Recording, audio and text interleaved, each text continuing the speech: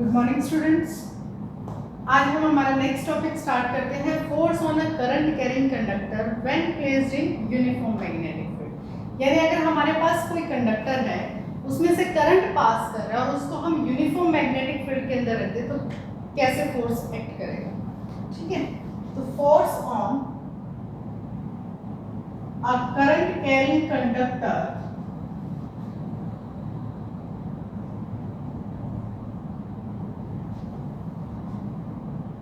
placed in uniform magnetic field.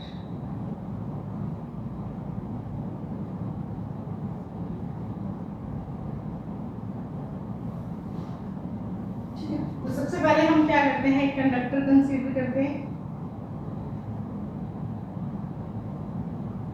PQ, जिसकी length कितनी है L, area of cross section कितना है A। ठीक है, याद रखना। यानी ये हमने इसमें से करंट क्या पास कर रहा है, I करंट इसके अंदर से पास कर रहा है।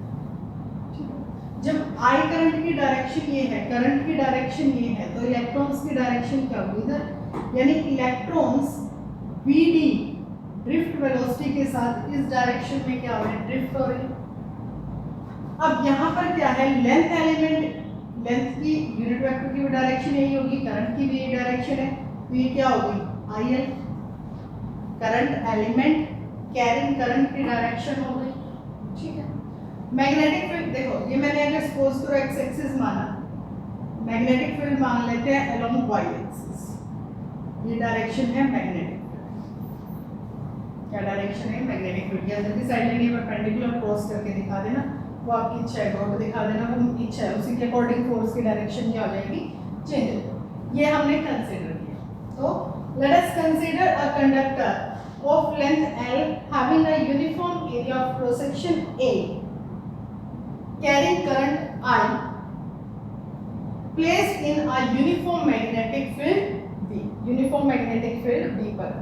तो कितना फोर्स एक्ट करेगा इसके ऊपर, फोर्स देखो इलेक्ट्रॉन की अगर हम बात करें, एक इलेक्ट्रॉन पे अगर हम फोर्स कैलकुलेट करते हैं, हमें पता चल गया VD क्या है, ड्रिफ्ट वेलोसिटी है इलेक्ट्रॉन की। इलेक्ट्रॉन पे चार्ज क्या होगा, -E होगा, है ना। तो उसके ऊपर मैग्नेटिक फोर्स कैसे लगेगा, मैग्नेटिक फोर्स याद हो आपको, मैंने कुछ ऐसा एक्सप्रेशन कराया था, क्या वो V क्रॉस B, B क्या वो साइन थीटा आया था जहाँ पर, ये एक्सप्रेशन किया था ना हमने मैग्नेटिक फोर्स का। तो यानी इसके ऊपर magnetic force, Lawrence magnetic force भी बोल सकते हो, वो कैसे एक्ट करेगा, Lorentz magnetic force on an electron। एक इलेक्ट्रॉन की बात कर रही हूँ बेटा मैं, तो F कितना आएगा, -E VD क्रॉस, यही बनेगा, यही बनेगा, ये फोर्स एक्ट कर रहा है एक इलेक्ट्रॉन पर। अब मैंने मान लिया if N is the number of electrons per unit volume, n क्या है मेरे पास, small n, number of electrons per unit volume. तब टोटल नंबर ऑफ इलेक्ट्रॉन्स कैसे कैलकुलेट करेंगे, total number of electrons, simple सी बात है, number of electrons per unit volume को वॉल्यूम से मल्टीप्लाई कर देते हैं, वॉल्यूम क्या हो गया ये इनटू लेंथ, मल्टीप्लाई कर देते हैं, तो वो हमारे पास क्या आ गया, नंबर ऑफ इलेक्ट्रॉन्स। अब हम टोटल फोर्स कैलकुलेट करेंगे, क्योंकि एक ही इलेक्ट्रॉन तो नहीं है ना यहाँ पर, टोटल नंबर ऑफ इलेक्ट्रॉन्स तो कैलकुलेट करने पड़ेंगे, और टोटल फोर्स कैलकुलेट करने के लिए सभी इलेक्ट्रॉन्स के फोर्स को क्या करना पड़ेगा, ऐड करना पड़ेगा, या फिर आप कह सकते हो एक सिंगल इलेक्ट्रॉन के फोर्स को नंबर ऑफ इलेक्ट्रॉन से मल्टीप्लाई करना पड़ेगा। तो अब हम कैलकुलेट करते हैं total force acting on electrons of conductor. तो क्या होगा, NaL से मल्टीप्लाई कर दी VD क्रॉस, ठीक है, इसको ऐसे लिख दूं NaE minus NaELE VD cross. अब हमें पता है करंट किसके इक्वल होता है, सेकेंड यूनिट जब हमने की थी उसमें पढ़ा था I is equal to NEA VD, दोनों साइड अगर मैं लेंथ से मल्टीप्लाई करूँ यह बनेगा। अब देखो यहाँ जो IL है अगर वेक्टर फॉर्म में लिखूं ये VD से क्या है अपोजिट डायरेक्शन में, यानी यहाँ पर क्या लगाना पड़ेगा माइनस लगेगा। अब NAEVDL को मैं IL पुट कर सकती हूँ, यस बिल्कुल कर सकती हूँ। यहाँ लिख देना as IL and VD are in opposite direction.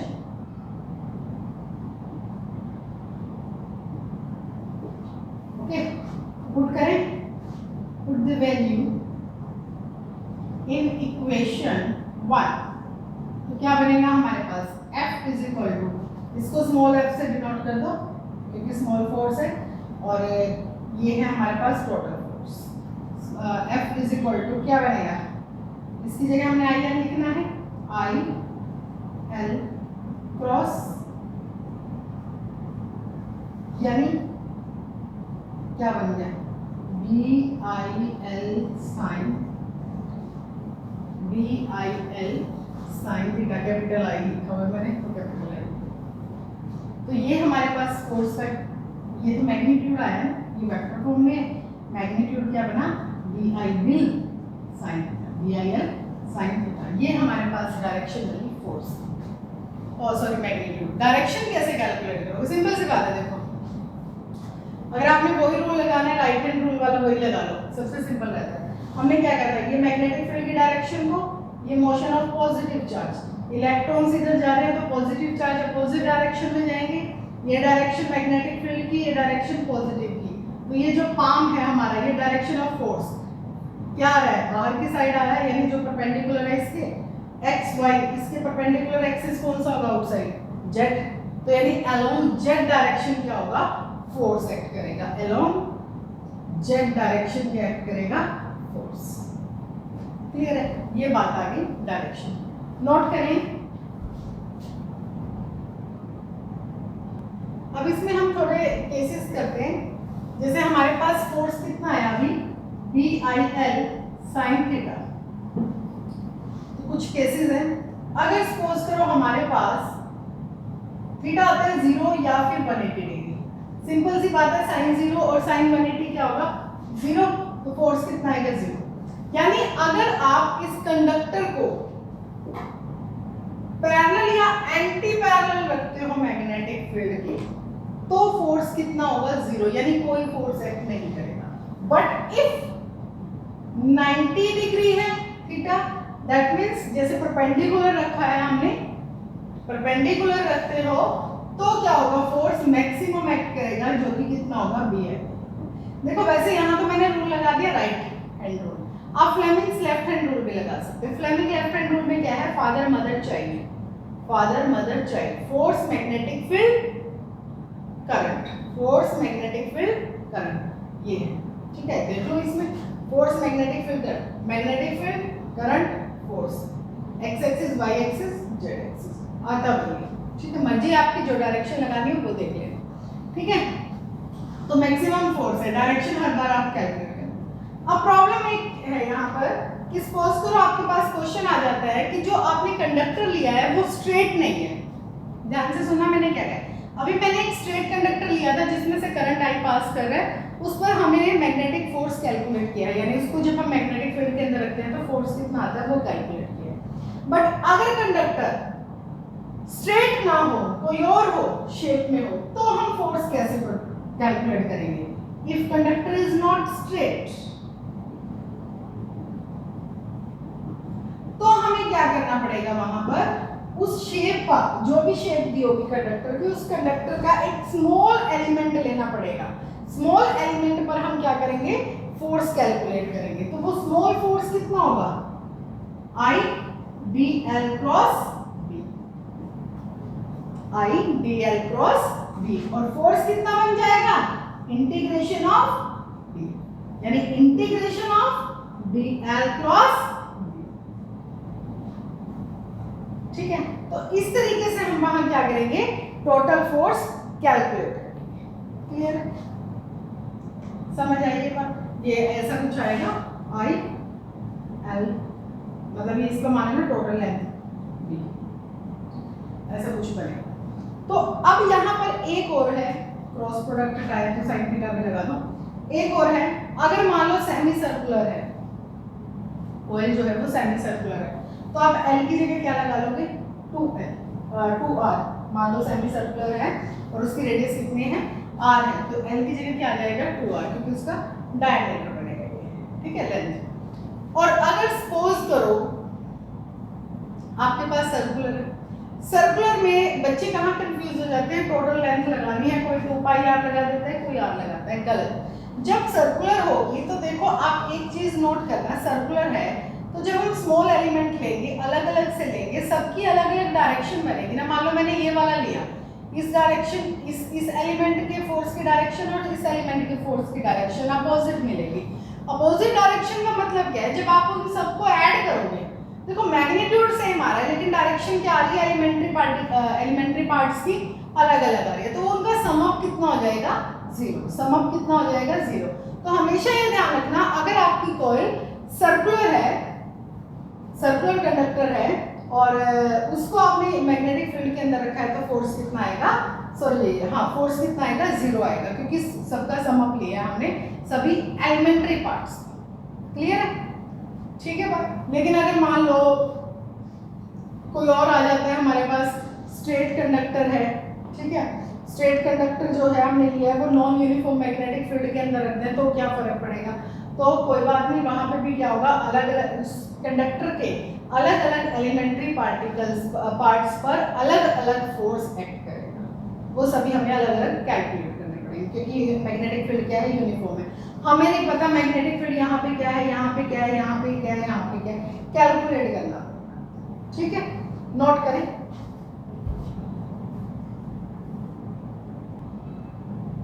Next topic है force between two parallel linear conductors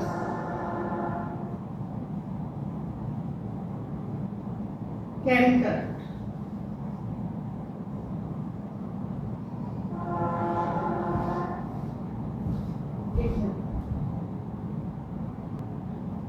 हाँ जी बच्चों, हमारे पास है force between two parallel linear conductors carrying current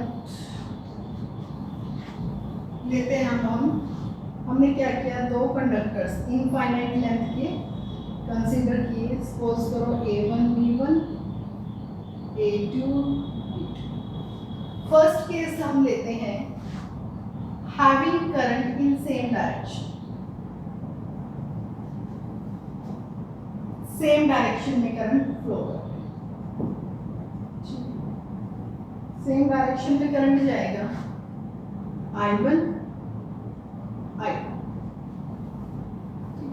हमें क्या कैलकुलेट करना है, फोर्स। फोर्स कैसे कैलकुलेट करेंगे, देखो फोर्स होगा कैलकुलेट, फोर्स इस कंडक्टर पे जो एक्ट करेगा वो इसके मैग्नेटिक फील्ड की वजह से एक्ट करेगा, इस पर जो एक्ट करेगा वो इसके मैग्नेटिक फील्ड की वजह से एक्ट करेगा। क्यों, क्योंकि सिंपल सी बात है, इसके में से करंट पास कर रहा है, ठीक है, तो इस किस में रखा है, ये हमने इसके मैग्नेटिक फील्ड के अंदर रखा है, इसको हमने इसके मैग्नेटिक फील्ड के अंदर रखा है। तो फर्स्ट हमारा काम क्या है, मैग्नेटिक फील्ड कैलकुलेट करना। चलो जी, राइट हैंड रूल लगाएं, करंट की डायरेक्शन ये है, ये आएगी मैग्नेटिक फील्ड की डायरेक्शन ये है, यानी इसके लिए मैग्नेटिक फील्ड की डायरेक्शन क्या है, इनवर्ड। मैं मार्क करने की बजाय लिख रही हूँ, इसके लिए बी की डायरेक्शन क्या करेगी, इनवर्ड एक्ट करेगी B1, क्योंकि फर्स्ट की वजह से।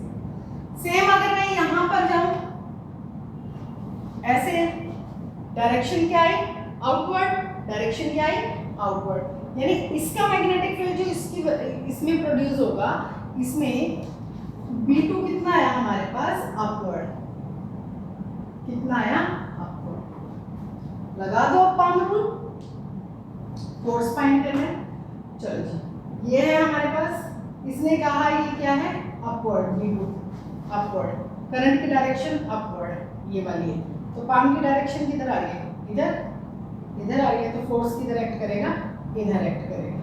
अब इसमें आ जाओ, करंट की मैग्नेटिक फील्ड की डायरेक्शन क्या है, इनवर्ड, करंट की डायरेक्शन ये है, पाम की डायरेक्शन किधर आ रही है, इधर, यानी इस पर भी फोर्स इधर एक्ट कर रहा है, इस पर भी फोर्स इधर एक्ट कर रहा है, दोनों ऐसे फोर्स एक्ट कर रहे हैं, तो ये दोनों क्या करेंगे, एक दूसरे को अट्रैक्ट करेंगे। यानी डायरेक्शन से तो हमें पता चल गया कि अगर दो कंडक्टर पैरेलल आप रखते हो जिसमें से सेम डायरेक्शन में करंट पास करता है, तो वो दोनों एक दूसरे को क्या करेंगी, अट्रैक्ट करेंगे। ठीक है, दोबारा से बता रही हूँ, ध्यान रखना, कंफ्यूजन यही होती है, फोर्स कैसे फाइंड करना डायरेक्शन में, मैग्नीट्यूड में नहीं है। मैग्नीट्यूड में तो हमें कंडक्टर के लिए हमने कैलकुलेट किया हुआ मैग्नेटिक फील्ड क्या होता है, mu naught upon 4 pi 2 I by are.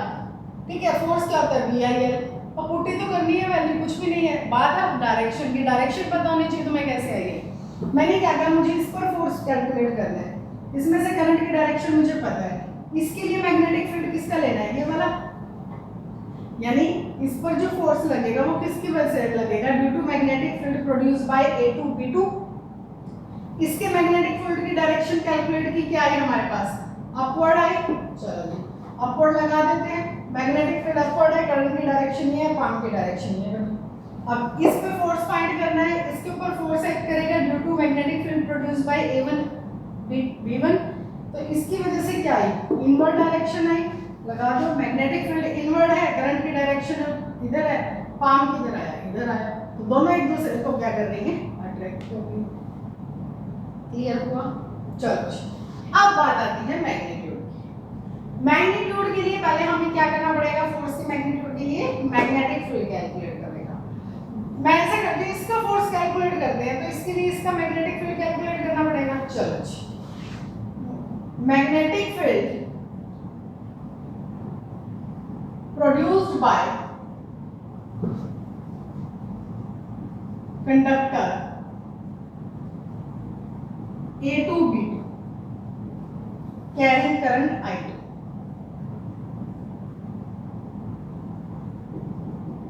कितना बनेगा, mu naught upon 4 pi 2 I by R, 2 I2 by आर, मान लो ये कितने डिस्टेंस से सेपरेट किए गए हैं, आर। तो फोर्स पर यूनिट लेंथ,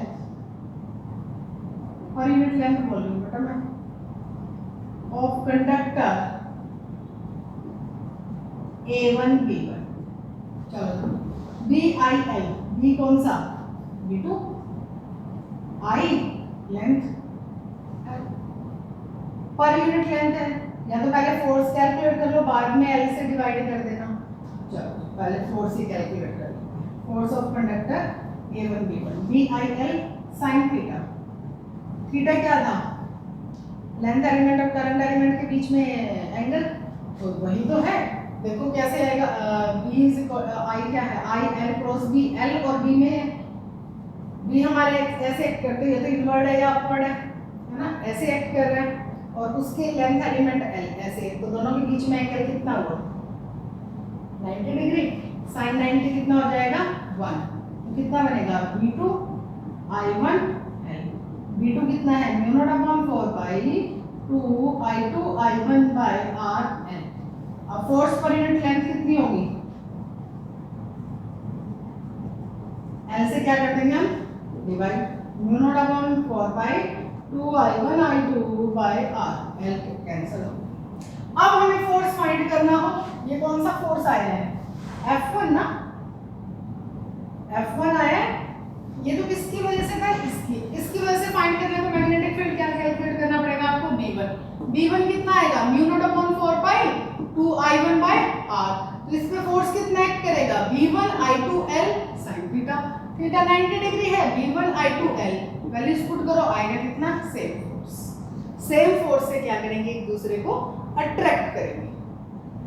ठीक है, अब बात आती है सेकंड केस की, जब करंट क्या है, अपोजिट डायरेक्शन में है, जब करंट क्या है, अपोजिट डायरेक्शन में। चलो वही हमने क्या किया, हमने देखो मैग्नीट्यूड तो सेम ही आ रहा है, इसलिए मैं उसको नहीं करती, डायरेक्शन बता देते हैं आपको। हमने वही दो पैरेलल कंडक्टर्स कंसीडर किए, A1 B1 A2 B2, current है दोनों में अपोजिट, कोई डायरेक्शन ले लो बुक में जो दी है वो ले लेना।